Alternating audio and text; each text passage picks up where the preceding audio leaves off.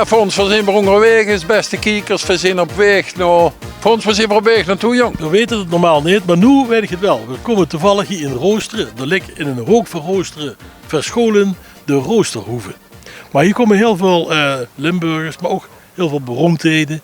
En bijvoorbeeld in de voorbereiding voetbalclubs, die komen hier eerst landen die aan. Voordat bijvoorbeeld Ajax, als Ajax tegen Roda moet spelen, dan kun je Ajax hier eerst eten, drinken, uitrusten en dan gaan ze relaxed van Roda winnen, denken ze dan. Maar dat is altijd de spanning die ook hier te voelen is dan. Dat is altijd de vraag. Maar, en dan kom ik er eindelijk ook achter voor ons wat die spelers eigenlijk wel eten. Zullen we eens gaan kijken? Dat gaan we vragen. Hier in de Roosterhoeve daar vinden van allerlei activiteiten plaats, ook veel zakelijke activiteiten. En hier zitten wat mensen te vergaderen, die ken ik toevallig. En dames, heer, wat zijn we aan het doen? Goedemiddag. Wij zijn van de Business Club Zwentebold. En kennen we ook Limburgs? Zeker, tuurlijk. Nee, zeker kennen we Limburgs. Dat is inderdaad wel, dat is gewoon mijn moedertaal. Ja, dat is een hele goeie. Ja. We hebben even vergaderd. We hebben het programma klaargemaakt voor het komende seizoen van de Business Club Zwentebold. Een club waar allemaal ondernemers in zitten, hier uit de regio. Van kleine tot grotere bedrijven. Eigenlijk moesten zeggen een hele mooie, inmiddels vriendenclub. Die elkaar het leeg in de ogen gunnen. En als ze dan het gedaan willen hebben, dan kijken ze eerst waar zit in de businessclub, die mij kan helpen om die job uit te voeren. Eén doel moet altijd hebben dat het goed in de zaken gaat, dat het ook goed met de mensen. Dat is heel belangrijk, hè? Juist. Dus als het er onderling goed gaat, gaat het ook goed Ja, met de mensen. precies. Dat is Business Club Zwentebold. Ja. We staan hier bij Marcel. Marcel is eigenaar van de Roosterhoeve. We hebben net al verteld dat hier bijzondere gasten komen, dat het een bijzonder complex is, een bijzondere uitspanning is.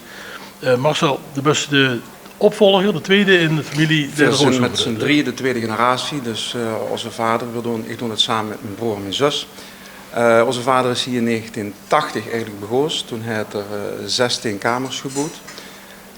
Na verloop van tijd heeft er dat uitgebreid in 1986 een aantal kamers. 93 het restaurant hier uitgebreid. Toen stond er rond 1996 voor het plan om nog uit te breiden. Toen hebben we uiteindelijk de buren kunnen kopen. Dus wordt er nog een fungerend boerenbedrijf. Dat hebben we gekocht en toen is een grote uitbreiding met nog een 28 kamers gebeurd. En ook dan nog een grote feestzaal gemaakt, et cetera. Dus het is een geweldig groot complex geworden. Al met al is het groot geworden. Ja. Het is qua oppervlakte het is een groot bedrijf. We hebben dus totaal nu 54 kamers. À la carte restaurant, verschillende zalen voor partijen en feesten. Zwembad met sauna, kegelbanen, et cetera. En wat ambieerde Geert doen met er drieën om dat horecabedrijf door te zetten? Want dat is natuurlijk toch niet makkelijk. Nou, ambieerde eigenlijk denk ik ook dat we een beetje zijn erin gerold. Ik heb eigenlijk gelijk de studies gedaan daarvoor. Mijn broer en mijn zus, mijn broer eigenlijk ook. Mijn zus is er naderhand eigenlijk in de zaak gekomen naar studies. Ja, de groeist erin op. En ik denk dat dat wel heel veel scheelt. Ja, en dat is eigenlijk de wet niet beter. Nee, dan weet ik toevallig dat je hier ook wel heel veel bijzondere gasten ontvangen hebt in het verleden. Of misschien vandaag de dag nog, daar ben ik niet zo goed over geïnformeerd. Maar onder andere ook heel veel voetbalclubs die hier even aanlanden. Nou, met vlagen af. We hebben het verleden heel veel, bijvoorbeeld Ajax, et cetera, Excelsior, FC Twente. Verschillende clubs die dan eigenlijk hier verblijven, oftewel eten voordat ze de wedstrijd gaan spelen. En dat varieert. Dus dat zijn... Dan is dat meer dan zonder zo'n voetballers nog voor die geven toch altijd wel aan een bepaalde sportmaaltijd wat ze zelf willen. En daar moeten ze dan toch wel even rekening mee houden dat dat ook wel kloppend gemaakt wordt. Veel pasta's en dat soort dingen. Veel pasta's, kipfilets. Dus waar ze dan denk ik toch wel de energie van krijgen. Ja.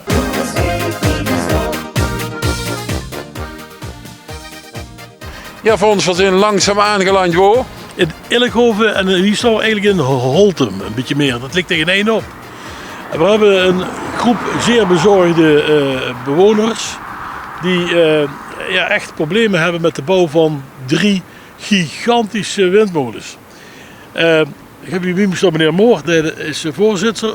Nou, ik ben de woordvoerder, voorzitter. Dat zit aan de Côte d'Azur, dus hij heeft dat even gedelegeerd. Zijn er ook windmolens? Zat.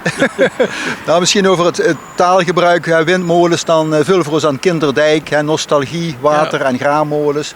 Hier is sprake van hoge technologische apparatuur, windturbines. De slanke schachten en de hele mooie zeg maar bladen. Kennen ze allemaal die moderne... Ja, moderne vorm allemaal. Ja. Dus de intentie is om 3 van deze apparaten, ik heb dat hier staan, dus met een gondelhoogte van 124 meter en een tiphoogte van 200 meter. Dus de wiek komt 200 meter hoog. Dus het hoogste punt is 200 meter. Zo. En wat hebben we hier nu als bezwaar? We zijn de vereniging Leefbaarheid omwonende windturbines Holtum Noord. Leefbaarheid wil zeggen dat we onze woonstekken willen vrijwaren van overmatig geluid. We zitten hier eigenlijk midden in het centrum van het industrieterrein Holtum Noord. Ik wil het zeggen, hier zit ik alleen maar lawaai om me heen. Een shredder, auto's. Juist, de mooie fysieke afscheiding is zo meteen dan zeg maar het Julianenkanaal en daar hebben ze dan zeg maar het als amateurs moet ik zeggen van, ik heb er totaal geen rest van, dus ik zou zeggen van dit is de ideale plaats om een windmolen neer te zetten. Nou waren het niet dat hier rond dit industrieterrein 10 kernen liggen waar zo'n 2.500 mensen wonen en waarvan een grote populatie in Buchten op een afstand ligt van 420 meter van die windturbines. Het geluid bij maximale windsnelheden is 104 dBA. En we maken dus gewoon grote zorgen over de totale geluidsbelasting die ontstaat op de huizen. dBA, normaal gesproken, wat is de normale toegestane gevelgeluid? Dat komt op 50 of zo, 55. 54, dat is een dubbele. Hè? Ja, en dat geeft kwadratisch. Nou het is natuurlijk zo dat er een afstand is tussen die windturbines en de woningen. In de buitenlanden wordt in het algemeen vanwege gezondheidsredenen aangehouden afstanden wel tot 1500 meter. Het geluid is daarbij een belangrijke factor, maar ook de slagschaduw. Je moet je voorstellen dat zeg maar door de zonneinstraling op mast en turbinebladen er een bewegend veld ontstaat van schaduw, wat hier over dit hele gebied gaat lopen. Even kijken, 200 meter is natuurlijk gek, hè? Want die kerktoren die we erachter zijn, die is ongeveer 60, 70 meter. Ja. Dus de masten van de hoogspanning is 40, 50 meter. Dus het is eigenlijk zo hoog als de hoogspanningsmast. Ja, het is eigenlijk niet te behappen, die afmeting. Ja. Nou, dus nogmaals, we zijn als vereniging dus niet tegen verduurzaamheid of duurzaamheid. We zijn ook niet tegen windturbines, maar niet in my backyard, not in my backyard. Niet te kort op de huizen. Maar dat zullen toch heel veel mensen zeggen. Hè? We moeten natuurlijk toch wel een energietransitie doormaken. Ja. Dat gaat niet anders. We moeten toch werken aan die verduurzaming.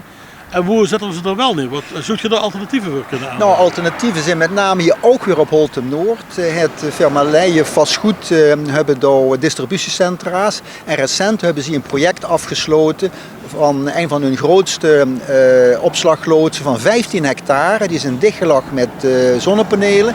En dat is maar liefst een opbrengst van 15 megawatt daaromstreeks. De geprojecteerde capaciteiten van deze 3 windturbines is maar 3 keer 4,2. Dus op dit moment is het bedrijfsleven, CQ particulier initiatief, is al meer dan dat wat hier geplaatst gaat worden. Dus hier zijn eigenlijk al mogelijkheden zat. Verder heeft de Leijen Vastgoed ook aangegeven dat ze kennelijk voor de andere 13 distributiecentra's ook zonnepanelen willen plaatsen. Dus er is hier naar ons gevoel voldoende compensatie waar de mensen niet ziek van werden. En die argumenten zijn natuurlijk bij de overheid aangedragen. Ja. En wat duidt de overheid ermee? Nou, de overheid die loopt een tamelijk strakke koers. In die zin, er is een soort uitrolplan gemaakt. Een van de belangrijkste en zwaarste argumenten wat we hebben is dat in feite de overheid de omwonenden in onvoldoende mate heeft betrokken bij het besluitvormingstraject. De communicatie die we metmaken is vooral een informatieve stroom. Het informeren van de burgerij over wat er gaat komen. Maar we hadden Geer als burgerij in die voorfases betrokken willen zijn. Samen kijken naar locaties, samen afwegingen doen, samen kijken naar alternatieven en ook de voor- en nadelen van die andere oplossingen. En hoe dat niet gebeurd is, wat zijn dan nog de kansen? Hoe zinvol is er? Nou ja, we zijn in ieder geval zover dat we in de commissievergadering van Sittard Geleen gewoon inspreken, dus onze bezwaren kenbaar gaan maken. Er is het voornemen van de gemeente om 26 september de raad te laten besluiten geen bezwaar te hebben tegen voorgenomen vergunningen, traject en wijziging bestemmingsplan. We hebben dan op dit moment een hele lijvige zienswijze al voor klaar liggen, waarin we weer op een aantal belangrijke punten willen insteken op hun besluitvorming. En eens kijken wat dat brengt. We hebben ons ook vergewist van het steun in die zin. We zijn aangesloten bij de Nederlandse Vereniging van Omwonende Windturbines. Dat is een nationale opererende organisatie die dienstbaar is en ondersteuning geeft aan groeperingen die met het bevoegd gezag en die hebben kennis in huis en juist. die heb je ook gemaakt. Waar Veros dan zeg maar, dus niet in de zin van actie willen manifesteren, maar ook proberen de dialoog met het bevoegd gezag op te zetten, om samen te kijken van wat er nog mogelijk is. Nu moet ik zeggen, Ton, dan zou ik het ook niet prettig vinden als een windmolen met een bereik van 200 meter die mee in de achtertuin zou komen te staan. Nee, Wim wel. En daar gaat het eigenlijk om. Kijk, het is eigenlijk de normaalste zaak als er gaat besloten werd dat de burgers die er wonen, dat die erin betrokken waren. Dat is hier gewoon vergeten geworden. Ja.